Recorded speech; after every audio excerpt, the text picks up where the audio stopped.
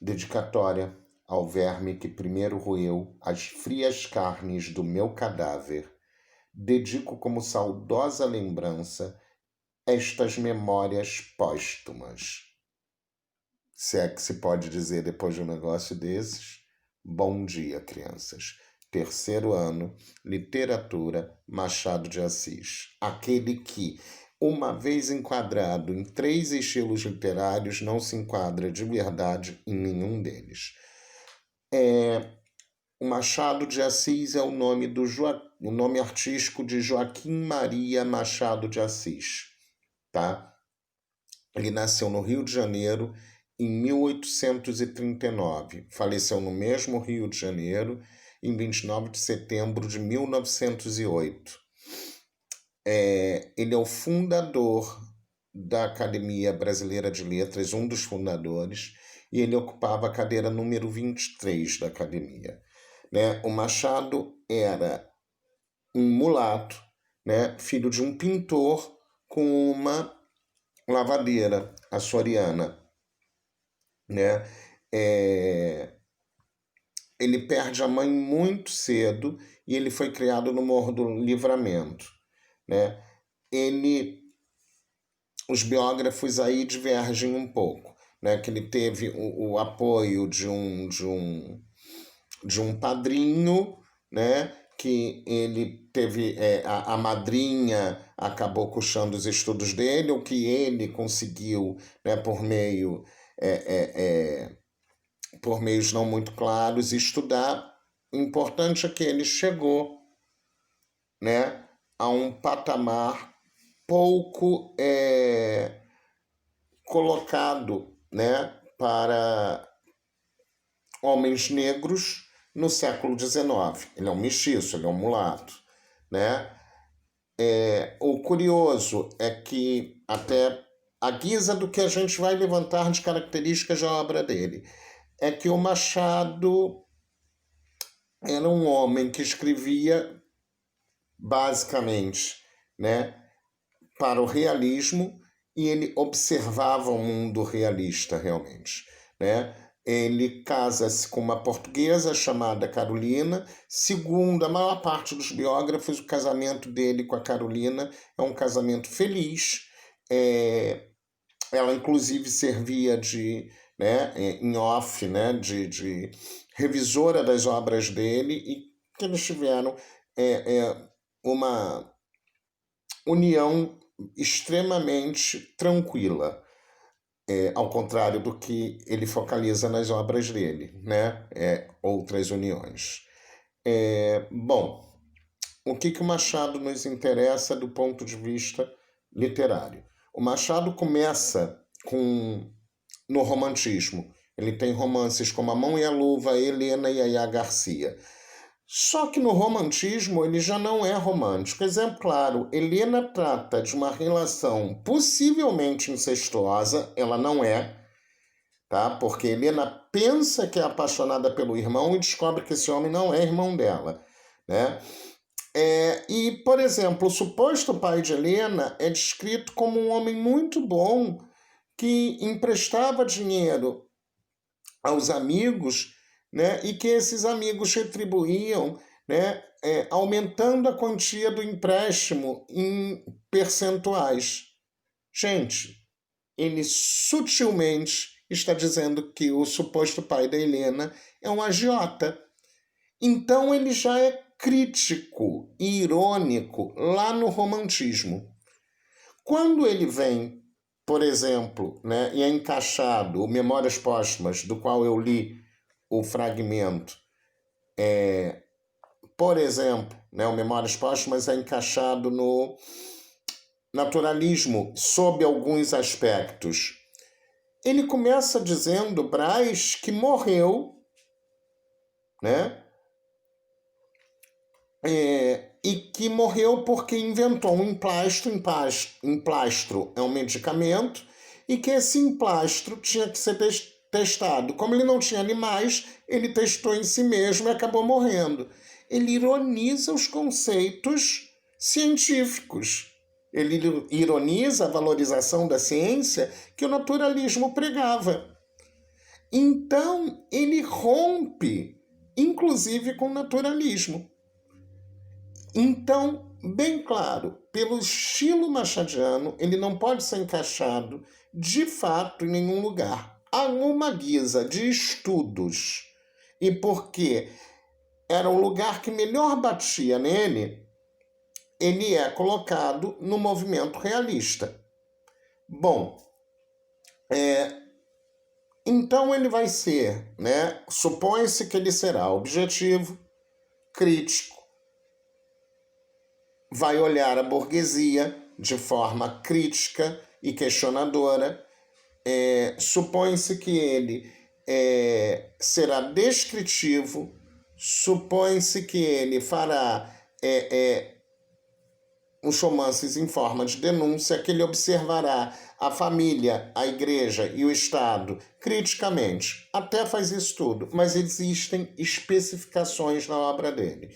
Exemplo, Machado é irônico o tempo todo. Ele é irônico com romantismo. Se bela porque coxa, se coxa porque bela. Fragmento do romance Memórias Póstumas de Brás Cubas, em que ele fala que uma mulher é linda, mas é manca, coxa é manca. Então ele dialoga com o romantismo, um traço metaliterário. Nele tudo se junta, né? Metaliterário porque ele ironiza um movimento literário estando escrevendo romance.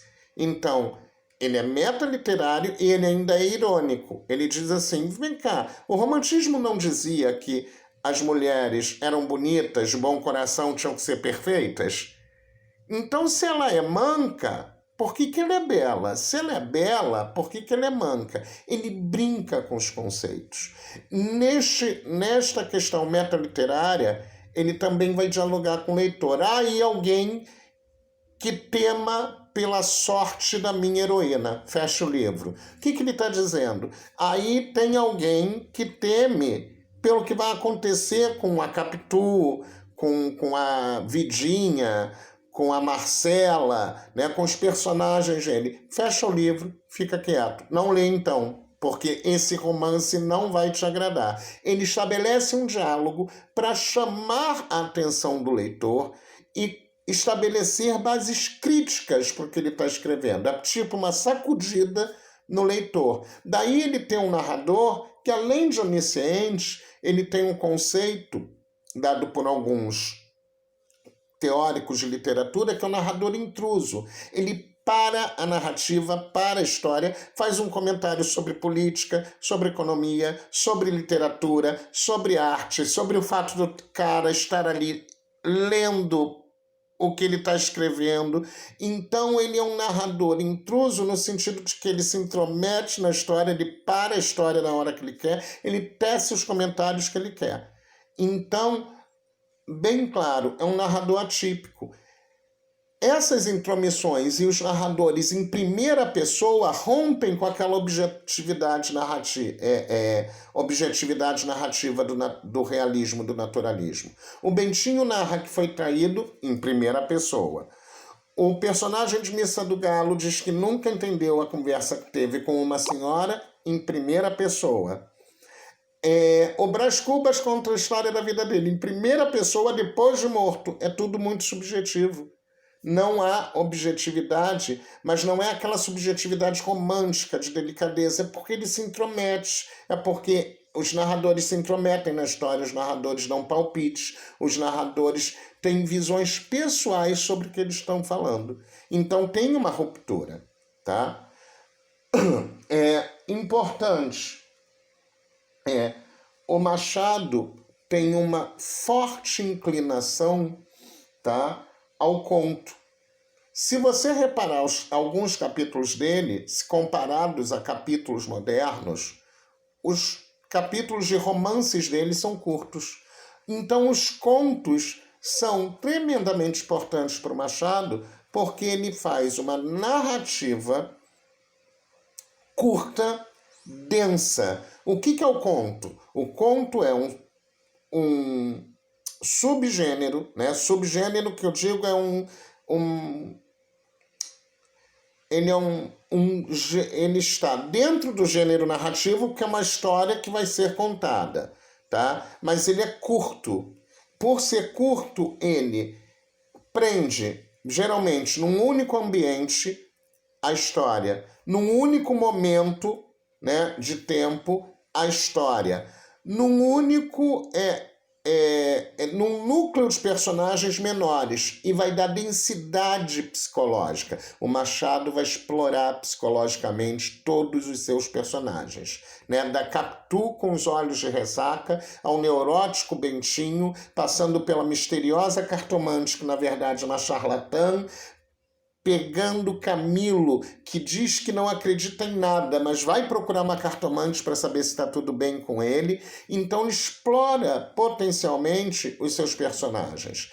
E o conto, sendo curto e tendo sempre um final que ou é impactante ou quebra com as expectativas do leitor, ele cabe perfeitamente na obra do Machado. Então, inclusive, assistam ao material de apoio que está falando sobre a questão do conto, porque aquele material de apoio é muito bom, tá? Retomem o que é um conto para poderem entender esse mecanismo. Machado, como